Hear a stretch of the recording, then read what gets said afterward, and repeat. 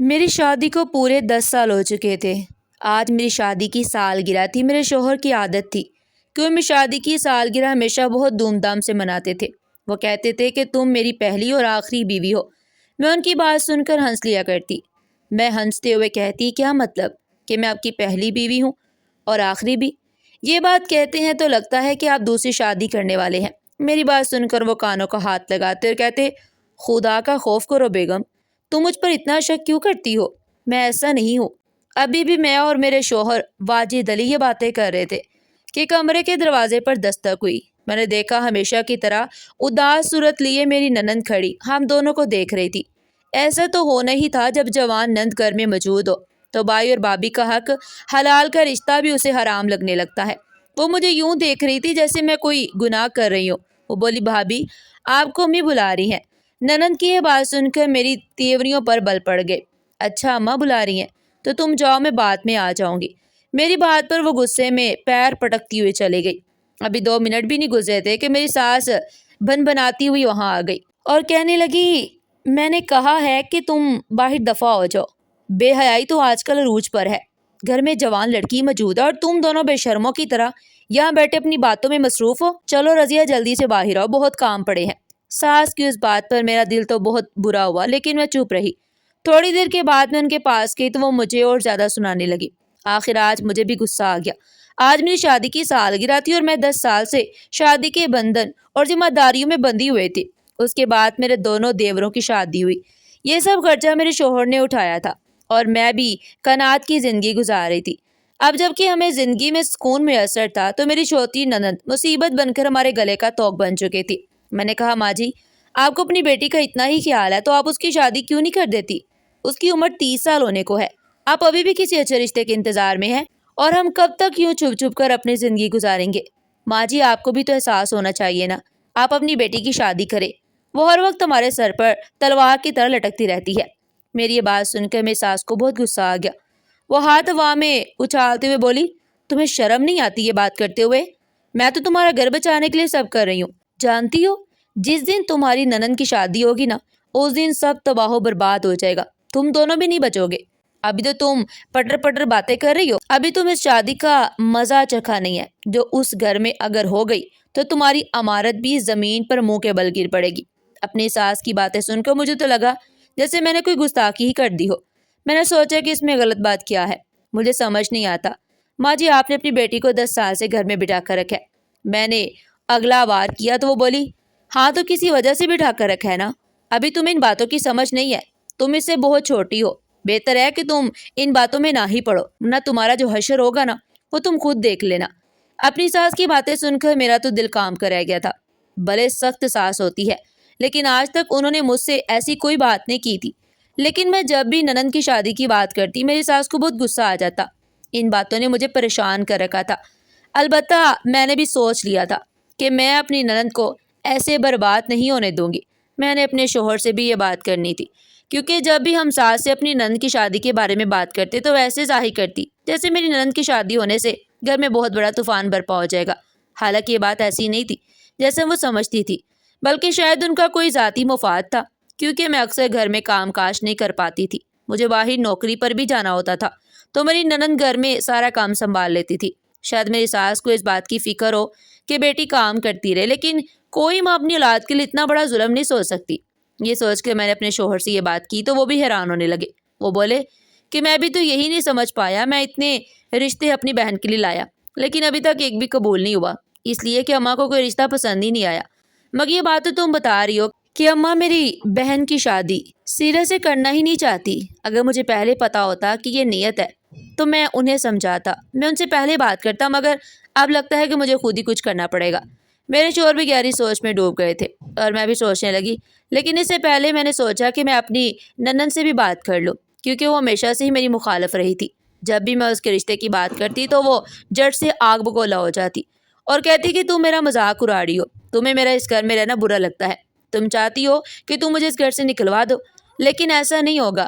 میں اپنی نند کو سمجھاتی کہ میں تمہاری دشمن نہیں ہوں، تمہاری شادی ہونا تو تمہارے لیے خوشی کا باعث ہوگا، پھر تم ایسی باتیں کیوں کرتی ہو؟ میری نند اس بات کا کوئی جواب نہ دیتی بلکہ اپنی ماں کی طرف دیکھنے لگتی تو وہ اسے اشارہ کر کے اپنے کمرے میں بلا لیتی۔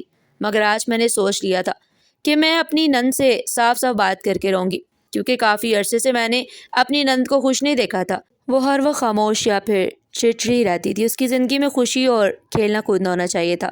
اس دن جبکہ جمعہ کا دن تھا اور چھٹی بھی تھی، میں نے سوچا کہ اس کی رائے معلوم کر لوں، لیکن پہلے 2-4 لڑکوں کی تصویریں نکال کر بیٹھ گئی تاکہ ان سے بات بنانے کی کوشش کروں کہ شاید خوش شکل لڑکے کو دیکھ کر اس کا دل بھی پگھل جائے۔ لیکن جیسے ہی میں اس کے پاس بیٹھ کر بات کرنے لگی، اس کی آنکھوں سے ٹپ ٹپ آنسو گرنے لگے۔ یہ دیکھ کر میں بھی گھبرا گئی تھی۔ میں نے کہا، کیا ہوا؟ تم رو کیوں رہی ہو؟ تم میری بہنوں جیسی ہو۔ میں نے اسے گلے سے لگانا چاہا اور بولی، میں جانتی ہوں بھابھی، میرے اس دنیا میں کوئی بھی نہیں ہے سوائے اللہ کے۔ میں نے تو قربانی آپ لوگوں کے لیے دی ہے، مگر آپ کو اس بات کا کوئی احساس نہیں۔ آپ چاہتے ہیں کہ میں خود ہی گھر سے بھاگ کر شادی کر لوں۔ ارے جب تک اماں شادی نہیں کروائیں گی تو میں کیا کروں گی؟ نند کی آنکھوں سے آنسو گرتے دیکھ کر میرا دل پسیج کیا۔ میں سوچنے لگی کہ میری نند کس قدر مظلوم ہے، جو اپنی ماں سے اپنی شادی کا بھی نہیں کہہ سکتی۔ ان کے ابا جان کی وفات تو پہلے ہی ہو چکی تھی۔ یہ صرف سیاہ سفید کی مالک میری ساس تھی، جنہیں چاہ کر بھی میرا شوہر نہ روک پا رہا تھا، نہ سمجھا پا رہا تھا۔ وہ جو بھی کرتی تھی اپنی مرضی سے ہی کرتی تھی۔ میں نے اپنے شوہر سے کہا کہ تم سیدھی سیدھی بات اپنی ماں سے کرو، میں تمہاری بہن سے بات کر کے اس کا دل مضبوط کر دوں گی۔ یوں میں اسے پوچھنے لگی تو اس نے دکھوں کا انبار میرے سامنے لگا دیا۔ میں خاموش ہو گئی۔ میں نے پوچھا کہ تم شادی کرنا چاہتی ہو؟ اس نے ہاں میں سر ہلایا، لیکن پھر روتے ہوئے بولی، اماں کو یہ بات مت بتانا ورنہ لوگ مجھے کچا چبا جائیں گے، ان کو لگے گا جیسے میں آپ دونوں کی ازواجی زندگی خراب کرنے کی کوشش کر رہی ہوں۔ یہ کہہ کر وہ خاموش ہو گئی۔ میں نے ٹھان لیا کہ آج میں اپنی ساس سے اس بارے میں بات ضرور کروں گی۔ نند سے ملنے کے بعد میں اپنی ساس کے کمرے میں گئی، مگر دیکھا تو ان کا کمرہ بند تھا۔ میں نے دروازہ ایک جھٹکے سے کھولا تو کمرہ کھل گیا، مگر ساس اندر موجود نہیں تھی۔ مجھے حیرت ہوئی، اتنی صبح صبح وہ کہاں چلی گئی تھی، وہ بھی جب ہفتے کا دن تھا۔ میں نے دیکھا ان کی چادر وہیں پڑی تھی، لگا جیسے وہ غسل خانے میں گئی ہوں۔ میں فوراً کمرے سے نکل آئی، کیونکہ ان کے کمرے میں زیادہ دیر رہنے کا مطلب یہ تھا کہ وہ مجھ پر شک کرنے لگتی کہ میں نہ جانے ان کے کمرے میں کیوں آئی ہوں۔ میں ابھی کمرے سے نکلی تھی کہ وہ واقعی غسل خانے سے باہر آ گئی، مگر وہ بہت جلدی میں لگ رہی تھی۔ انہوں نے کالے رنگ کی چادر اوڑھ رکھی تھی اور تیزی سے چل رہی تھی۔ مجھے دروازے کے پاس کھڑا دیکھ کر رک گئی اور بولی، کیا ہے بیٹا، مجھے کیا دیکھ رہی ہو؟ خیال رکھو، انہوں نے میری نند کے بارے میں اشارہ کرتے ہوئے کہا۔ ماں جی، میں اسی کے بارے میں آپ سے بات کرنے آئی تھی، میں نے کہا تو وہ چڑھ کر بولی، خبردار جو تم نے اس کی شادی کی بات کی۔ غصے میں کہنے لگی، میں تم لوگوں کی باتیں سن سن کر اب تنگ آ چکی ہوں، میری اجازت کے بغیر اس گھر میں پتہ بھی نہیں ہل سکتا۔ یہ کہہ کر وہ دروازے سے نکل گئیں اور میں دیکھتی رہ گئی۔ پھر میں نے سوچا کہ میں صرف چپ چاپ تماشا ہی کیوں دیکھوں، کیوں نہ میں ان کا پیچھا کروں، دیکھوں تو صحیح کہ ہر ہفتے وہ کہاں جاتی ہیں۔ پچھلی بار بھی ایسا ہی ہوا تھا، میری نند گھر میں بیٹھی رو رہی تھی اور میری ساس دوپٹہ اوڑھ کر نہ جانے کہاں چلی گئی تھی۔ میں ہر بار یہ تماشا دیکھتی اور چپ رہتی، لیکن آج کی بات پر میں خاموش نہ رہ سکی۔ میں یہ سب اپنی نند کی دشمنی میں نہیں کر رہی تھی، بلکہ اس کے بھلے کے لیے مجھے ہی آواز اٹھانی تھی۔ میں نے دیکھا وہ تھوڑی دور رکشے والے کے پاس کھڑی تھی، پھر اس سے بات نہ بنی تو اگلے والے کے پاس چلی گئی۔ میں نے رکشے والے سے کہا کہ تم اس کے پیچھے پیچھے لگ جاؤ تاکہ ہم اس تک بر وقت پہنچ سکیں۔ وہ میری بات سمجھ گیا۔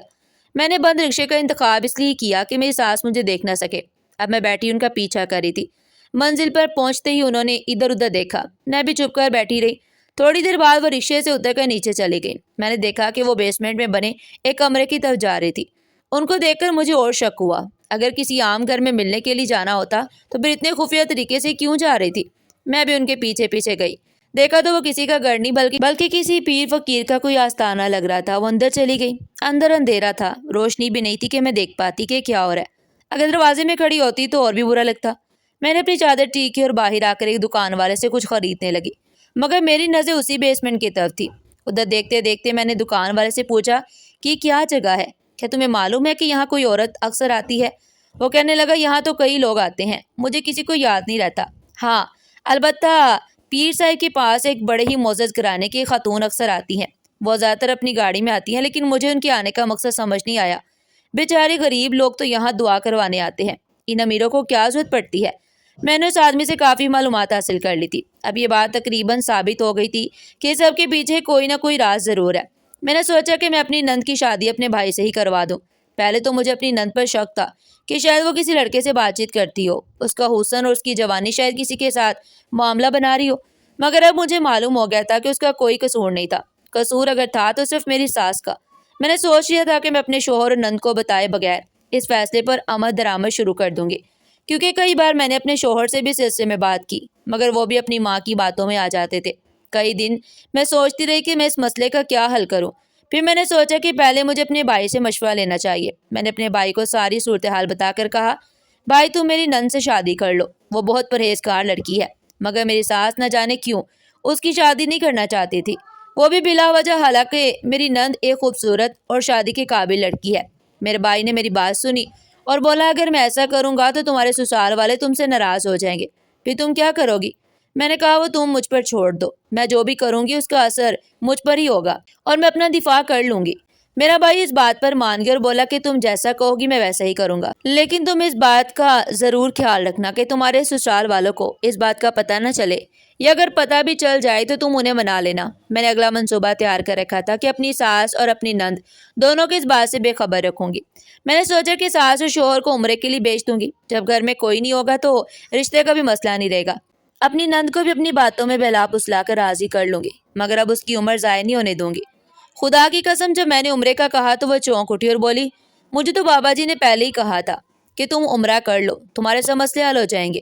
تم نے تو میرے دل کی بات کر دی، میں ضرور جاؤں گی اور اللہ تمہیں سلامت رکھے، تمہیں خوش رکھے۔ وہ مجھے دعائیں دینے لگی، مگر میں نے کہا، ماں جی آپ عمرے پر اکیلی تو نہیں جا سکتی، آپ کو ان کے ساتھ جانا ہوگا۔ وہ بولی، ہاں بیٹا مجھے پتا ہے، اس نے مجھے ویسے بھی بتا دیا تھا، اللہ تمہیں اس کا اجر ضرور دے گا۔ میری بات پر وہ بہت خوش ہوئی اور خوشی خوشی عمرے کی تیاری کرنے لگی۔ میری ساس کو وہم و گمان میں بھی نہیں تھا کہ میں نے ان کے جانے کے بعد کیا منصوبہ بنا رکھا ہے۔ مجھے تو ڈر بھی لگ رہا تھا کہ میرے شوہر نہ جانے وہاں سے آنے کے بعد مجھ پر کیا الزام لگا دیں گے، کیونکہ میری نند کی شادی نہ ہونا مجھے سب سے زیادہ پریشان کرتا تھا۔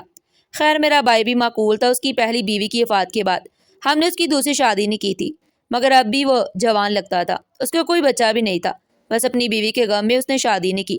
اب وہ کہتا تھا، کسی درد مند سے شادی کروں گا جو میرے درد کو سمجھ سکے۔ میں نے بھی بھائی سے بات کر لی، اسے میری نند پسند تھی، بس میری وجہ سے ہچکچا رہا تھا۔ میرے ساس اور شوہر کے عمرے پر جانے کے بعد میں اپنی نند کو اپنے گھر لے آئی۔ میں نے کہا کہ یہاں مجھے ڈر لگ رہا ہے، تم اکیلی کیسے رہو گی، اس لیے تمہیں ساتھ چلو۔ یوں میں اسے اپنے ساتھ لے آئی۔ پھر میں نے جو منصوبہ تیار کیا تو اس پر عمل کرتے ہوئے جیسے ہی ہم نے دروازہ کھول کر اندر قدم رکھا تو میرا بھائی ہمارے استقبال کے لیے موجود تھا۔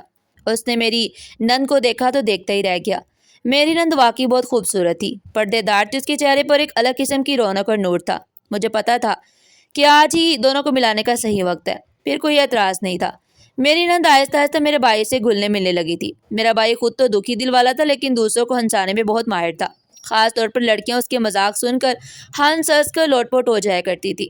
میرا بھائی اپنی انہی باتوں کی وجہ سے لوگوں میں مشہور بھی تھا۔ خیر جیسے اس نے میری نند سے بات چیت شروع کی، نند کے دل میں امید کے چراغ جلنے لگے۔ پھر میں نے خود ہی رشتے کی بات کی تو اسے سر جھکا لیا اور بولی کہ اماں میری شادی کبھی نہیں ہونے دیں گی، آپ چاہیں تو ہاں کر دیجیے گا، میرے ہاں کرنے سے کچھ نہیں ہوگا۔ بھابھی اگر میں ہاں کہہ بھی دوں نا تو میری اماں مجھے ہمیشہ اپنے گھر بٹھا کر رکھیں گی، وہ نہیں چاہتی کہ میری شادی ہو۔ میں نے پوچھا، کیوں نہیں چاہتی، کیا تمہیں کوئی اور پسند تھا؟ وہ فوراً بولی، خدا نہ کرے ایسی کوئی بات نہیں ہے۔ پھر میں نے سوچا کہ جب میں شادی کا انتظام کر لوں گی تو پھر وہ کچھ نہیں کہہ سکیں گی، کیونکہ جب شرعی نکاح ہو جائے تو پھر کوئی کچھ نہیں کر سکتا۔ میاں بیوی کو الگ کرنے کا اختیار کسی کے پاس نہیں ہوتا۔ اگلے دن میں نے اپنی نند کی شادی کا بندوبست کر دیا۔ وہ بھی اس بات کو سمجھتی تھی کہ اگر ایک بار یہ موقع ہاتھ سے نکل گیا تو دوسری بار اس کا گھر بسانے کا موقع شاید نہ ملے۔ میرے بھائی کی موجودگی میں میری نند کا نکاح میرے بھائی سے کر دیا گیا۔ اسے تو یقین ہی نہیں آ رہا تھا کہ وہ سہاگن بن چکی ہے۔ وہ بولی، بھابھی خدا آپ کو اور آپ کی بیٹیوں کو ہمیشہ سلامت رکھے، آپ کو ایسی عزت دے جو کسی کو نہ ملی ہو۔ آپ نے میرا مان رکھا ہے، آپ نے مجھے سہارا دیا، خدا آپ کو اس وقت سہارا دے گا جب آپ کو اس کی ضرورت ہوگی۔ میں اپنی نند کی باتوں پر بہت خوش ہوئی، مگر مجھے اپنی ساس کا بہت ڈر تھا۔ خیر پھر وہ ہوا جو کسی نے سوچا بھی نہیں تھا۔ جب میری ساس عمرے سے واپس آئی تو ہم سب کو گلے لگا کر رونے لگی اور ہمیں چومنے لگی۔ میری نند بھی گھر میں ہی موجود تھی، مگر انہیں یہ نہیں پتا تھا کہ وہ نکاح کر چکی ہے، اس کی شادی ہو چکی ہے اور وہ ان کی زندگی سے بہت دور جا چکی ہے۔ وہ اپنی ماں سے شاید آخری بار ملنے آئی تھی، کیونکہ حقیقت جاننے کے بعد تو میری ساس نے واقعی اسے ملنا جلنا چھوڑ دیا تھا۔ لیکن عجیب بات ہوئی جب میری ساس نے خود ہی میری نند کی شادی کی بات کر دی۔ ہم لوگ حیران رہ گئے۔ میری نند نے پوچھا، اماں آپ تو ہمیشہ سے میری شادی کے خلاف تھی، پھر کیا ہوا؟ وہ بولی، بیٹا میں ایک پیر کی باتوں میں آ گئی تھی، اس نے مجھے ہمیشہ تمہارے بارے میں یہی کہا تھا کہ اگر تم شادی کرو گی تو تم پر عاشق جنات تمہارے شوہر کو مار دیں گے اور تمہاری جان کو بھی خطرہ ہوگا۔ تمہیں معلوم ہے نا، ایک بار تمہیں مرگی کا دورہ پڑا تھا، اس کے بعد تمہاری حالت خراب ہو گئی تھی، بس میں ڈر کر تمہیں اس پیر بابا کے پاس لے گئی تھی، اس نے میرا ایسا دماغ بھرا کہ میں تمہاری شادی کے راستے میں رکاوٹ بن گئی، مگر میرے بیٹے مجھے معاف کر دو، خدا کے لیے میں تمہاری شادی بہت جلد کرا دوں گی۔ اللہ تعالیٰ نے اپنے گھر بلا کر مجھے ہدایت دی ہے۔ میں جان گئی ہوں کہ یہ پیر فقیر سب ڈونگ ہے۔ اللہ کے گھر میں تو یہ سب کرنا شرک مانا جاتا ہے۔ وہاں تو روزہ رسول پر کھڑے ہو کر دعا مانگنے کی بھی پابندی ہے۔ پھر ان جعلی پیروں فقیروں کی کیا اوقات؟ ساس کے منہ سے بات سن کر میرے دل کو کچھ تسلی ہوئی تھی، مگر پھر بھی ہم انہیں یہ نہیں بتا سکتے تھے کہ ہم کیا کر چکے ہیں۔ البتہ ساس اور شوہر کی موجودگی میں دوبارہ میرے بھائی اور میری نند کا نکاح پڑھا دیا گیا اور یہ کہا گیا کہ دونوں ایک دوسرے کو پسند کرتے ہیں۔ خدا کا شکر ہے کہ کسی نے میری ساس اور شوہر کے کان نہیں بھرے، ورنہ آج نہ جانے کیا مصیبت کھڑی ہو جاتی اور میری ساس مجھ سے ہمیشہ کے لیے نفرت کرنے لگتی۔ البتہ میری نند میری مخلصانہ کوششوں کی قدر کرتی ہے اور کہتی ہے کہ آپ نے جو کچھ بھی کیا صرف میرے لیے کیا۔ ناظرین، آپ کو آج کی ویڈیو کیسی لگی کمنٹ سیکشن میں اپنی قیمتی رائے کا اظہار ضرور کیجیے گا۔ پھر ملتے ہیں ایک نئی کہانی کے ساتھ، تب تک کے لیے اللہ حافظ۔